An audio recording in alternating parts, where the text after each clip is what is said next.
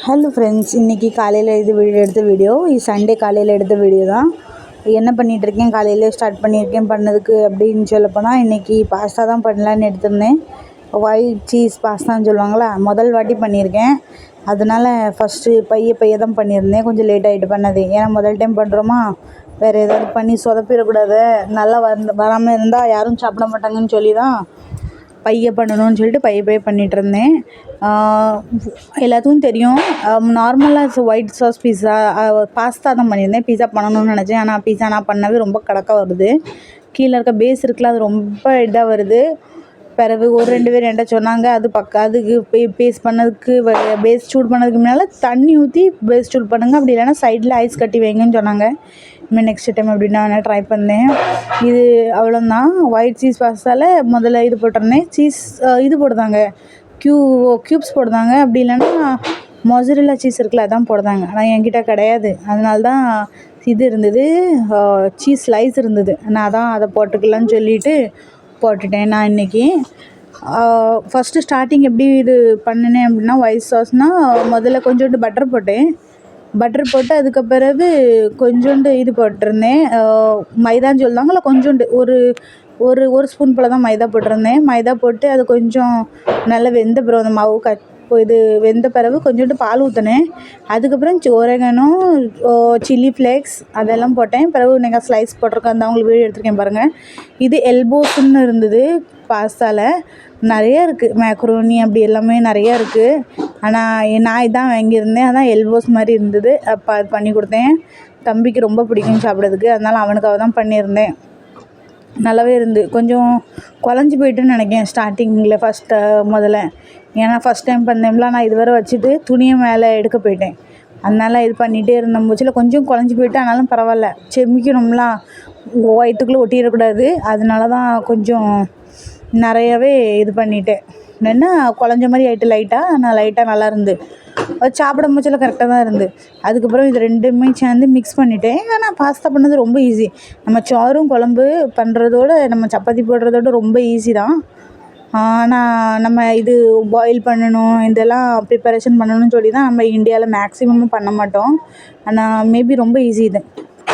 எனக்கு தெரிஞ்சபடிக்கு இது ரொம்ப ஈஸியாக தான் இருந்து. மற்ற பேருக்கெல்லாம் எப்படி இருந்ததுன்னு தெரில. வேறு யாரெல்லாம் சாப்பிட்ருக்கீங்கன்னு கூட தெரியாது. எங்கள் வீட்டில் நான் ஃபஸ்ட் டைம் பண்ணியிருக்கேன்.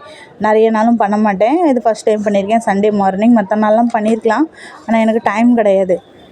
அதனால தான் சொல்லி நான் இன்றைக்கி சண்டே இருந்து காலையில் 8 மணிக்கே பண்ண எடுத்துடலாம், கொஞ்சம் பண்ணி வச்சுட்டு அவன் சாப்பிட்டுக்கிடுவான்னு சொல்லிவிட்டு பண்ணியிருந்தேன். நான் இன்றைக்கி நல்லா இருந்தேன். நானுமே சாப்பிட்டு பார்த்தேன், உப்பெல்லாம் கரெக்டாகவே இருந்து. ஆனால் எனக்கும் பிடிச்சிருந்து.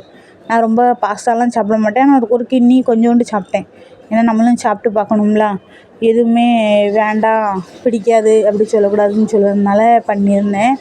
தம்பிக்கு இதான் பண்ணேன். இனிமேல் அடுத்தது கொஞ்சம் உப்பு குறையா இருந்து, அதனால லைட்டாக உப்பு போட்டு மிக்ஸ் பண்ணிடுவோமேன்னு சொல்லி மிக்ஸ் பண்ணி வச்சுருந்தேன். ரொம்ப மீடியம் கேஸில் தான் வச்சுருந்தேன். ரொம்ப சூடாக வச்சா கரிஞ்சு போயிருமேன்னு கொஞ்சம் பயமாக தான் இருந்தேன். ஏன்னா ஃபஸ்ட் டைம் பண்ணேன்ல, அது தெரியாது, நம்ம வீடியோ பார்த்து பண்ணுற மாதிரி இருக்காது. அதனால் பைய பண்ணேன். நான் பரவாயில்ல, சூப்பராகவே வந்துட்டு. நம்ம நெக்ஸ்ட் டைம்லேருந்து வேறு எல்லாம் வெஜிடபிள்ஸ்லாம் ஆட் பண்ணி பண்ணலாம்.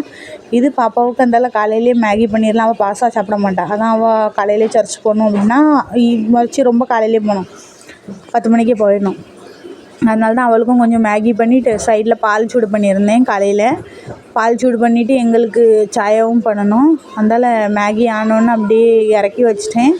நான் பார்க்க மூச்சில் இப்படி தான், ஒரு சைடில் ஒரு சைடில் இது இப்படி பண்ணிகிட்ருப்பேன். ஆனால் சில நேரம் என் கையிலேயே கவுத்துட்ருவேன், இல்லைனா யார் அடுத்தால் மேலே கவுத்துட்ருவேன். அதான் நான் வேலை செஞ்சில் கிச்சனில் யாரையுமே இன்றைக்கி வரவே கூடாது அப்படி சொல்லுவேன். ஆனாலும் இந்த பிள்ளைகள் கேட்க மாட்டாங்க, ஓடி வந்துடுவாங்க. அதனாலுமே கொஞ்சம் கம்மியாக இருக்க மாதிரி இருக்குது. அதனால கொஞ்சோண்டு பால் இதை எடுத்து ஊற்றுனேன். ஆனால் பரவாயில்ல, காலையிலே இன்றைக்கி ரொம்ப சீக்கிரமாகவே மீடியமாக சர்ச்சுக்கு போயிட்டோம். சர்ச் போட வேண்டிய டைமில் நான் லேட்டாக போயிடுவாங்கன்னு நினச்சேன். ஆனால் கரெக்ட் டைமில் நாங்கள் போய் சேர்ந்துட்டோம். சாயா போட்டு குடித்தேன். அது கூட ஒரு பாஸ்தா இருந்து, வேறு எங்கள் 2 பேர்த்துக்குமே இது ரெண்டுமே சூட் ஆகாது. எதுனா பாஸ்தாவும் சூட் ஆகாது, மேகியுமே சூட் ஆகாது சாப்பிட்ற மாதிரி காலையில். ஏன்னா சர்ச் போய்ட்டு வர லேட் ஆயிரும்னு சொல்லிவிட்டு நல்லா ஏதாவது சாப்பிடணும் வயிறு நிறைஞ்சி சாப்பிட்டு போன மாதிரி இருந்தது. மாதிரி இல்லைன்னா கூட லைட்டாக சாப்பிட்லான்னு இந்த மாதிரி இருந்தது. அதனால தான் ஒரு 2 முட்டையை உடச்சி ஆம்லேட் மாதிரி போட்டு ப்ரெட்டையும் நானும் அவங்க அப்பாவும் சாப்பிட்டோம். தம்பிக்கு பாஸ்தா கொடுத்துருந்தோம், பாப்பாவுக்கு மேகி கொடுத்துருந்தோம். வேறு அவ்வளோதான் ஃப்ரெண்ட்ஸ். இன்றைக்கி காலையில் பிரேக்ஃபாஸ்ட் பண்ணது அவ்வளோதான். பிறகு நாங்கள் சர்ச்சுக்கு போனோம் காலையில் 10 மணிக்கு. சர்ச்சுக்கு நம்ம ஒரு 10 மணி, நாங்கள் 10:30க்கு இங்கேருந்து கிளம்புனா ஒரு 5-10 நிமிஷத்தில் போய் சேர்ந்துருவோம். ஆனால் எங்கள் சர்ச்சிலேருந்து வரதுக்கு ஒரு 3 மணிக்கு மேலேயே ஆயிரும், ரொம்ப ஈவினிங் ஆயிரும். அந்தால என்ன செய்ய அப்படி சொல்லிட்டு தான் ஈவினிங் நாங்கள் காலையில் பண்ணது தான் முட்டை ஆம்லேட் போட்டிருந்தேன், ப்ரெட் இருந்தது. நாங்கள் அது 2யுமே வச்சு சாப்பிட்டுட்டோம். அதுக்கப்புறவு ஈவினிங் என்ன பண்ணியிருந்தேன் அப்படின்னா, ஏன் ஈவினிங் சொல்கிறேன்னா, சர்ச் போயிட்டு வந்தது ரொம்ப ஈவினிங் மாதிரி 3 மணி ஆகிட்டு. அப்புறம் சோறெல்லாம் பொங்கிறதுக்கு ரொம்ப லேட் ஆகிட்டு. அதனால தான் வீடியோ ஃபுல்லாகவே எடுக்கலை. அதில் என்னெல்லாம் போட்டு ப்ரிப்பரேஷன் பண்ணேன்னு. பிரியாணி பண்ணியிருந்தேன், சிக்கன் பிரியாணி பண்ணியிருந்தேன். தம்பி ரொம்ப நாளாக வேணும்னு சொல்லிகிட்டே இருந்தான், அதனால பண்ணேன் பிரியாணி. இன்றைக்கி கொஞ்சம் மசாலா கம்மியாக தான் போட்டேன். இல்லைன்னா என் தங்கச்சி சொல்லுவாள், நீங்கள் பண்ணுறதெல்லாம் நல்லா தான் பண்ணுற, சில நேரம் மசாலா இல்லாமல் பண்ணுவேன், சில நேரம் மசாலா அள்ளி போட்டுருவேன்னு.